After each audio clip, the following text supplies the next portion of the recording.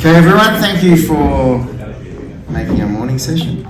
So this is our future tech session. So we're kind of really deep diving into emerging technologies like AI and etc. And in this, we have Anthony Murfett, who you all saw yesterday, Toby Walsh from the University of New South Wales, Angela Kim, who is from Deloitte and also Women in AI, Lisa Wade from DigitalX, and David Reilly from Microsoft and the University of Sydney. And Anthony's going to kick us off. Good morning, everyone. So firstly, I will do a quick acknowledgement of country. I'd like to pay my respects to elders past, present and emerging. As I mentioned yesterday, I come from Ngunnawal country, and we're here today on Darug and the Gundungurral people. So I pay my respects to elders past, present and emerging. So of course I spoke for an hour yesterday, and then of course I'm trying not to repeat what I did yesterday. So today I am going to do a quick 5 minutes, and what I thought I would do is you'll see some similar slides, but I'm going to dive more into the examples. And I know we've got such an esteemed panel here. I'm not going to dive specifically into the tech, but I'll do the whirlwind across a range of these technologies. You've seen the statistics, but I wanted to just reinforce the conversation yesterday where we were talking about our low emission future, and you'll see that the slides have been updated now just to reflect that one of the opportunities that are there is that we actually do really need to think about how tech and digital has a role in our low emissions future. And I think one of the things as I was reflecting on the conversation is that I sort of take this as a norm, and that everything that we do, we're thinking in this way, but again, it's important that we bring this part of the conversation out.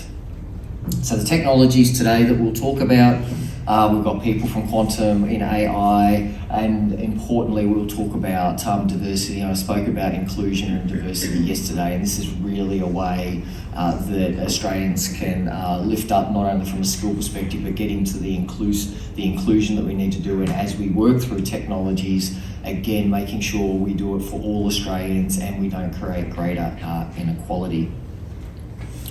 What I am going to do now, I'm actually going to do more of a dive into some of the quantum technologies and capabilities. I know I've got Dave here who will talk in a lot more detail on what we're doing, but I thought I would just draw out some of the conversations yesterday about what are quantum technologies, where can they be used, and we break them down into four areas. So the quantum sensing activities, and this essentially allows us to map with extreme precision barriers and at vast distances.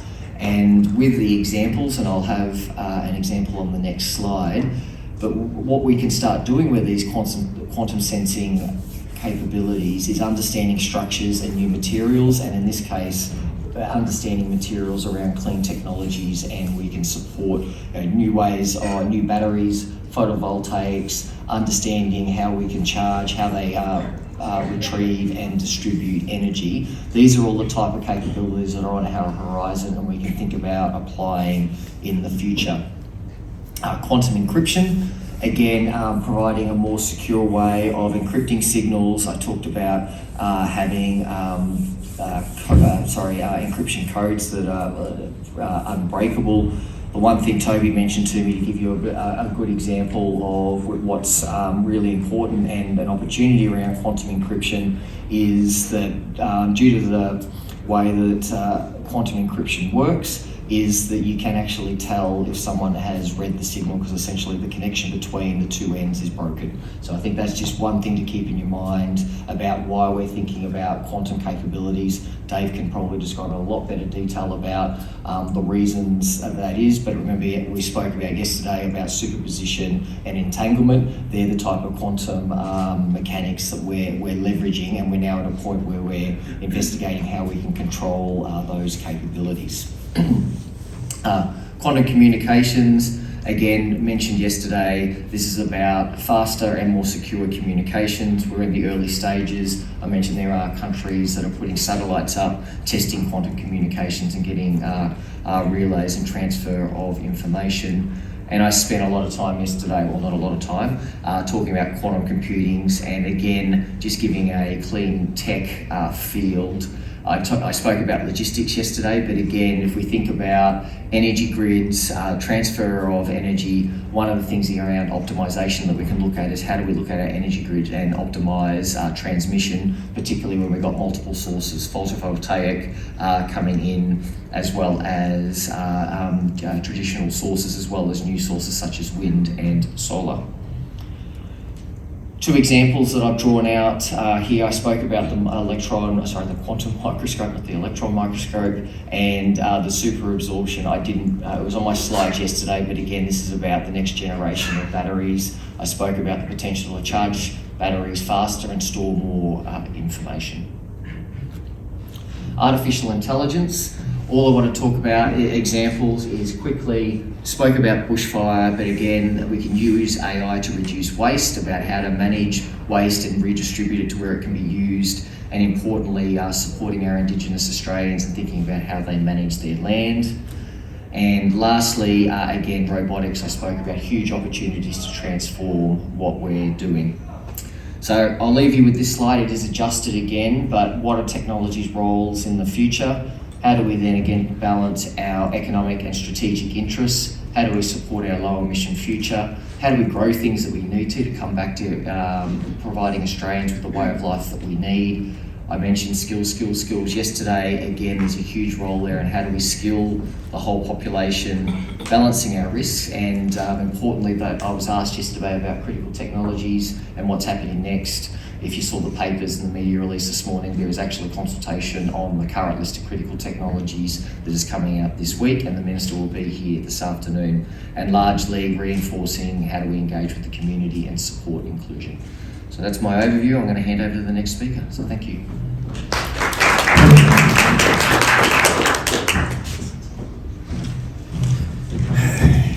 Good morning.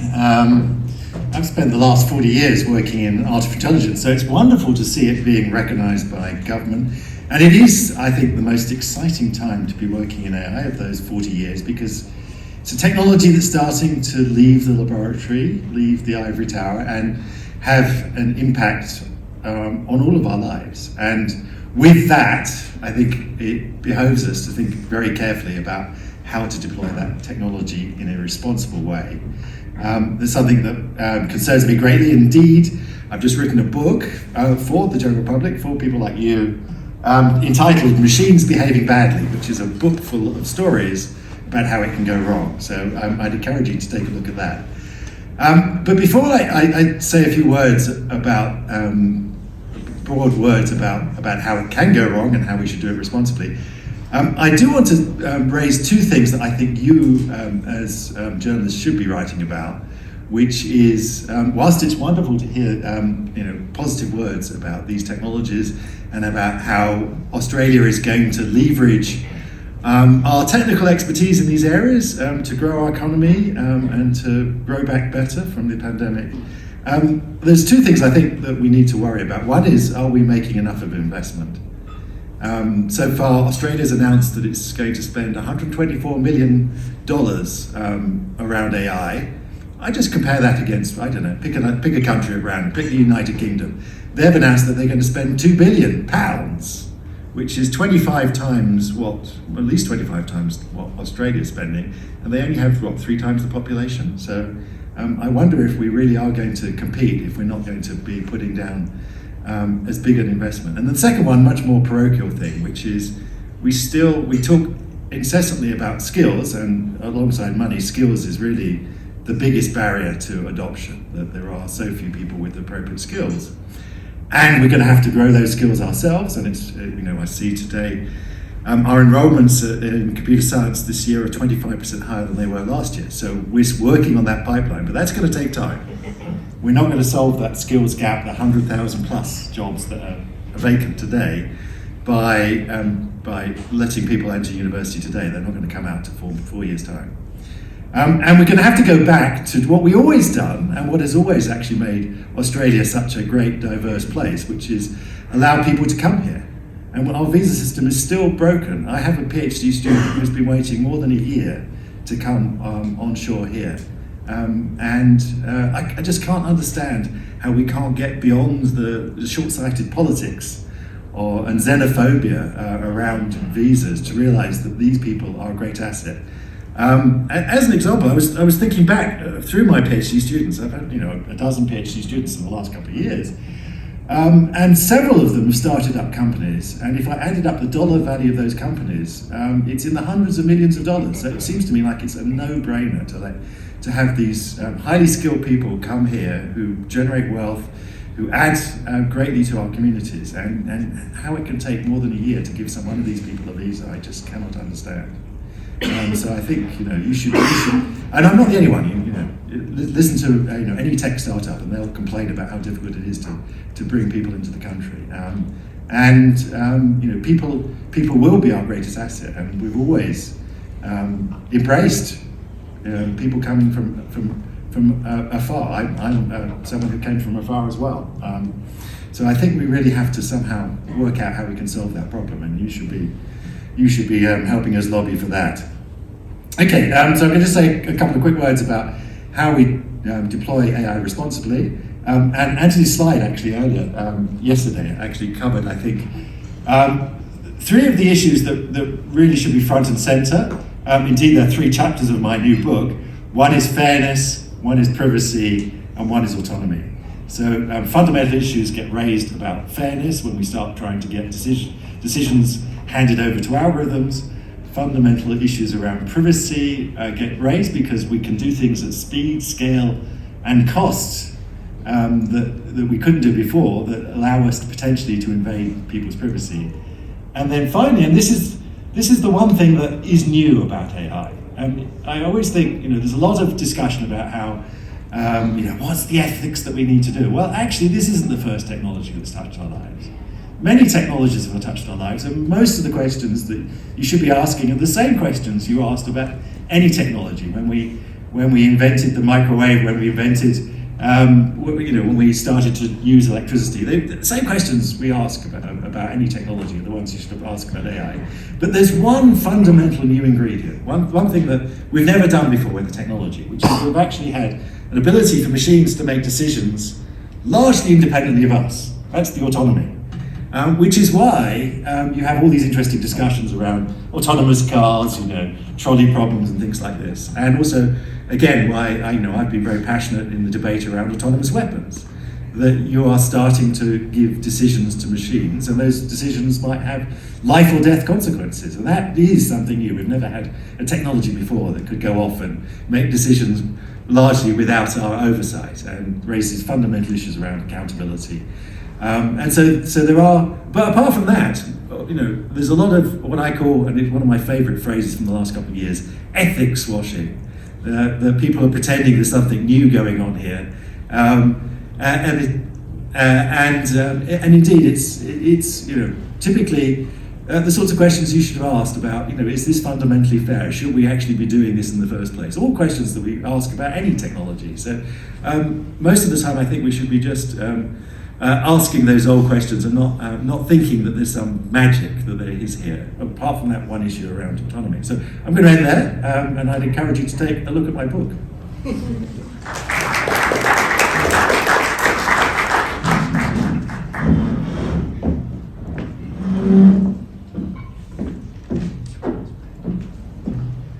Good morning. Good morning, everyone. Probably before I start, I'd like to share about what I do apart from my day job. So I work with a woman in AI. It is Dept, and studied from Paris in France, 3 ladies, and studied with about just 10 countries around the EU area. But now it's spread across globally, 140 chapters, 140 countries, and I work with a global. The head office to help more females getting into AI. And why that's important? It's because I think Professor Toby touched on, diversity and inclusion, and there's really a purpose that why we need to empower more females.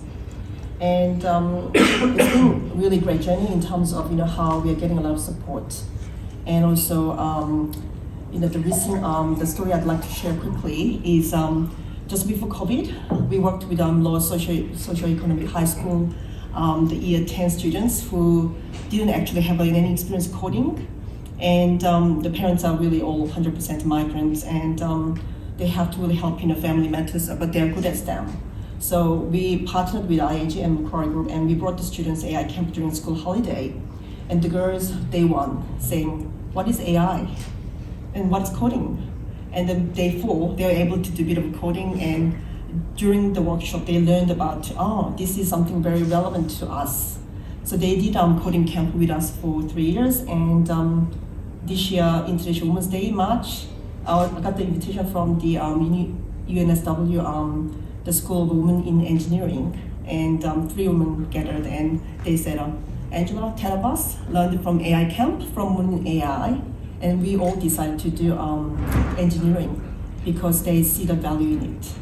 So I want to share that, together actually we can actually make an impact. And there are so many amazing people who's doing coding camp and a lot of actual promotion in terms of why the girls should get into coding and generally why the STEM education is the future of Australia. And I'm very delighted and actually privileged to have opportunity to work with the people, whether it's corporate or government, and also academia as well.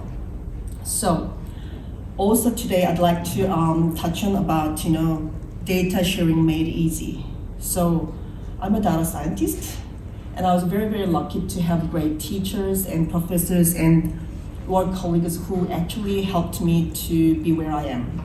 And data is the fuel, and it is very relevant for AI because it's so important. And why people are saying why data sharing is so important now?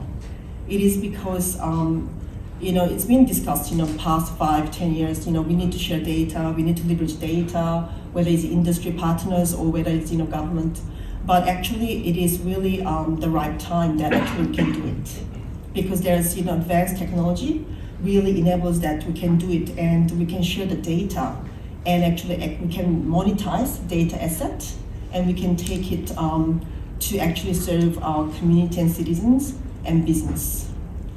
So I would like to share with you about how there are actually 5 elements what we can do with the data sharing. So using the aggregated data, you can do actually a lot of great things for the common goals. So you can see that a lot of organizations, and to a certain degree, even frenemies. So organizations are realizing that actually there's common goals they want to tackle by bringing all this aggregated data in a very safe environment. And I think yesterday, Anthony and also the Minister Victor Domino touched on about the safe room environment where you can really share the data within a safe manner. And that's privacy by design and security by design, safe room where you can really exchange the data. And for example, suppliers can really share their supply and delivery data, and you can understand a lot of insights that wasn't available before. And another example is the banking, credit scoring, and all these insights you can really understand, especially for the regional banking, regional countries like where they don't have abundant data and the insights not available. They can actually work together to get more insightful credit scoring, and they can serve the customers in a timely manner. And also the health industry. You have to think about pharmaceuticals and how the doctors they can share a lot of data, and they can really actually understand the great insights to drive the innovation. And during pandemic, you will realize the power of health data. And it is I can't emphasize enough why it is so fundamental, and the technology is there, and there's opportunity. And also the next point is increasing efficiency and lowering costs.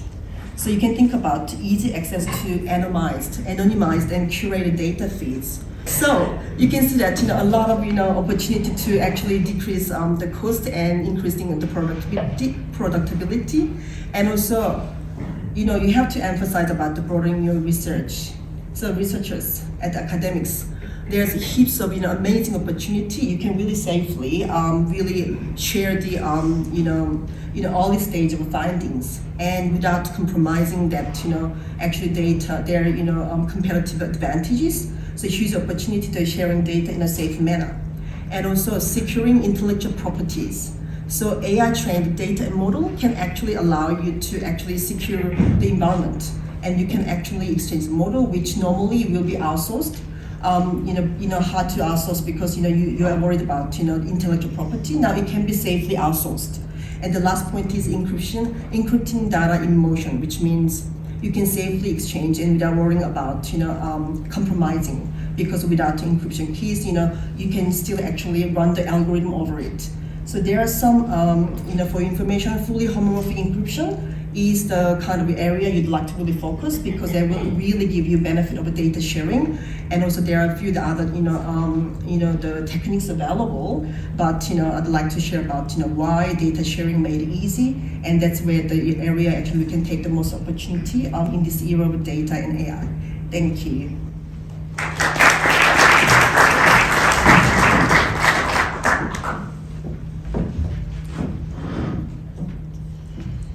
Hey everyone, nice to see you. I'm Lisa Wade, the CEO of DigitalX, and I'm just going to riff a little bit off what my colleagues here have been talking about to stay relevant. So I'm here today to talk about blockchain and new technologies in that realm.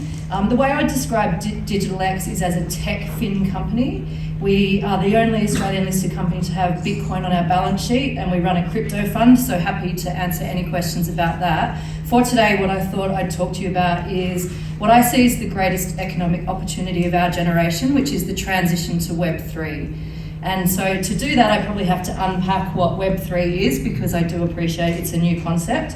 And then I'm going to be a little bit controversial and also talk about Web5, because I do think that's really relevant in the realm of data. I would describe myself as a data geek, to be honest with you. My entire financial career has been about absorbing and interpreting data, whether it's for investment or credit scores in banks and things like that.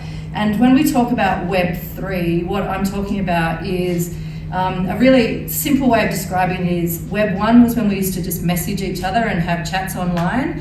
For me, Web 2 was when we started using financial rails to make transactions. And Web 3 is where the financial rails and the asset rails come together via programmable language, which then allows for what we call atomic settlement. Oh my God, I'm sorry, that was a lot of new terms there. The way it really clicked for me was last year somebody described it as, in Web 2, you go shopping from your couch by yourself, or you get a home loan, or you buy a building using paperwork.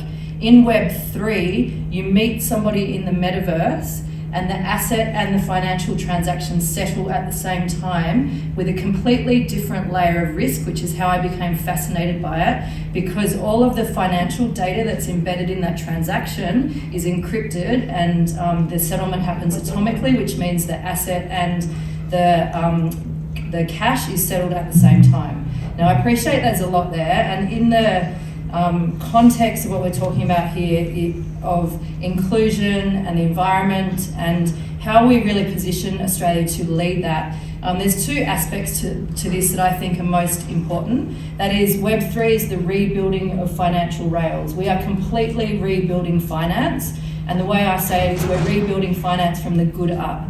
We have all of the years and years and years of learning about sustainable investment, responsible investment, and now we have an opportunity to use technology to rebuild financial rails for the good and the inclusion of people. We can actually use the data for people, not at people.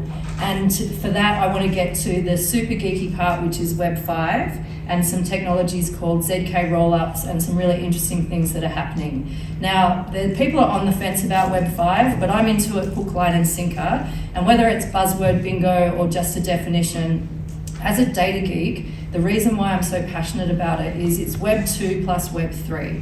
So what do I mean when I say Web 2 plus Web 3? From my point of view, as a person who has come through starting finance in 1992, my data is out there everywhere in the world. My credit card, I can't even keep up to date with how many times Google tells me my password I've doubled down on.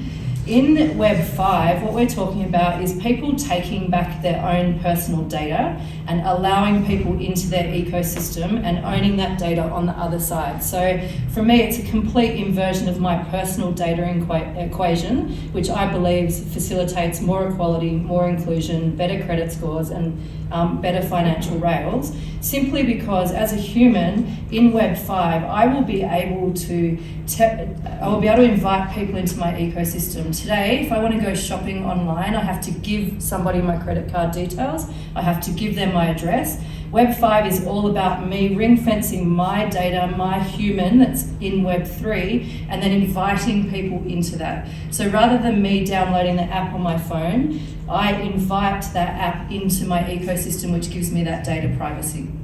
Happy to answer questions on this.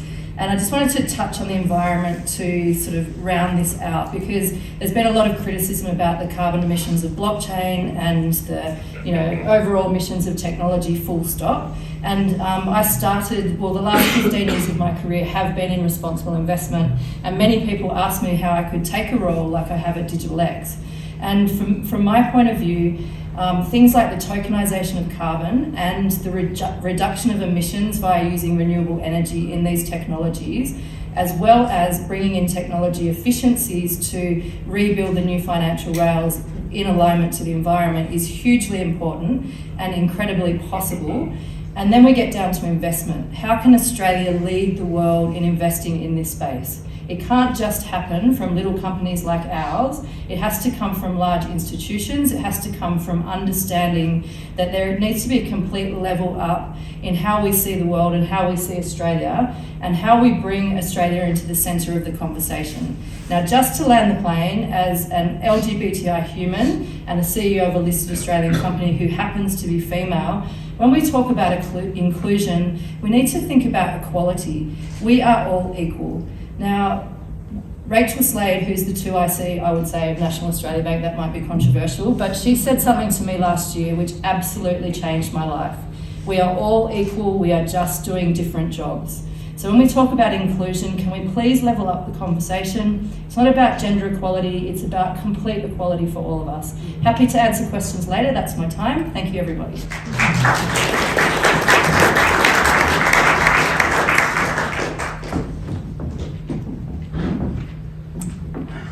Good morning.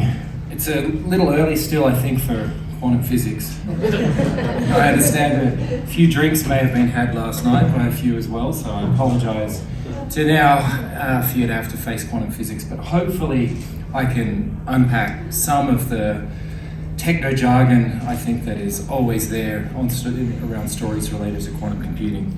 I'm going to talk about quantum computing. Quantum technology is sort of a broader area of science and engineering, and you'll see maybe some details how the two kind of relate to each other. But I do want to dive in and try and do my best to bring across the essence of what's really exciting here and what the science is really about. And of course, obviously, there's opportunity to talk throughout the rest of the morning around the details. If you've never heard of this field, it's actually been underway for 25 years or so in Australia. I think the media in Australia has done an amazing job over the last 25 years at educating the public, educating government around why this area is so exciting. And where we are today in Australia, I think, actually has a lot to do with that relationship with the media, with journalists, in being able to tell that story. Underneath it all is some physics that is not so hard, I think, but does require a little bit of attention for a second there.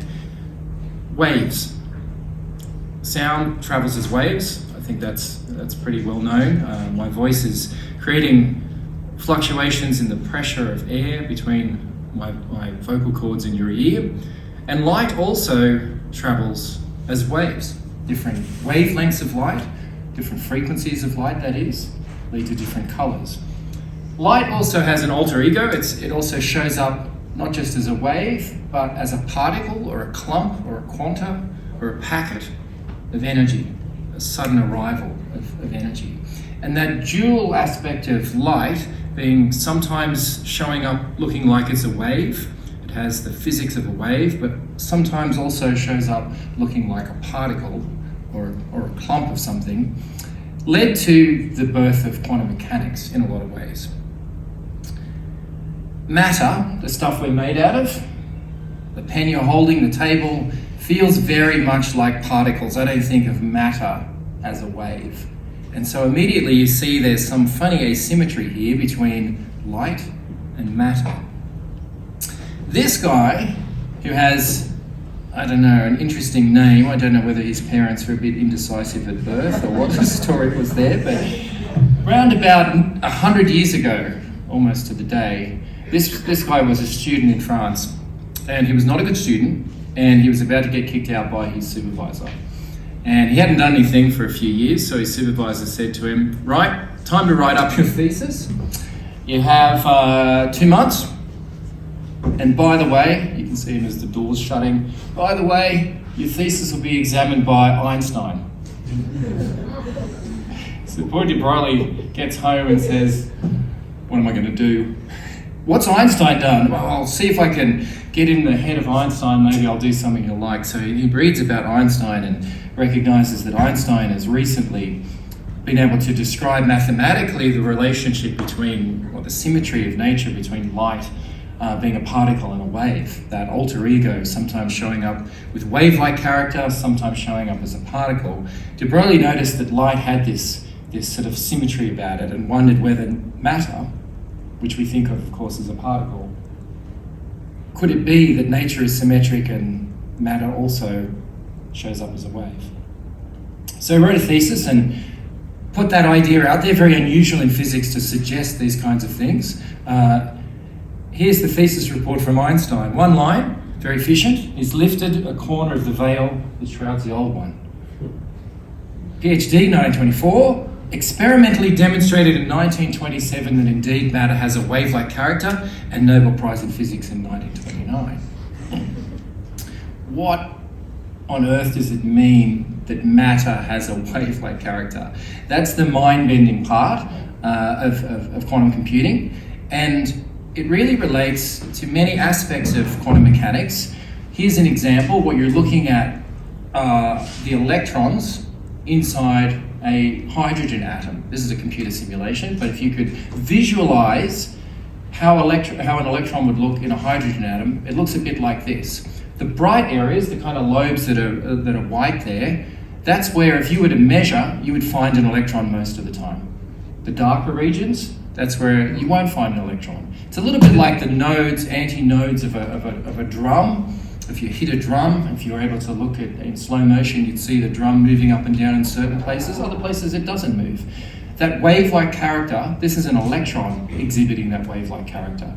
Think of an electron as a sort of planet orbiting the sun, but indeed it has this wave-like character. What has this got to do with computing? Well, underneath the hood of every laptop, every phone, every machine in a data center that powers our world, our economy, we have, of course, transistors. And those transistors process information digitally, representing it as a 1 or a 0 as to whether the transistor is on or off. But if you could compute with waves, then the way in which waves add up, so-called superposition, allows you to do things that you can't do so easily in that digital paradigm of computing.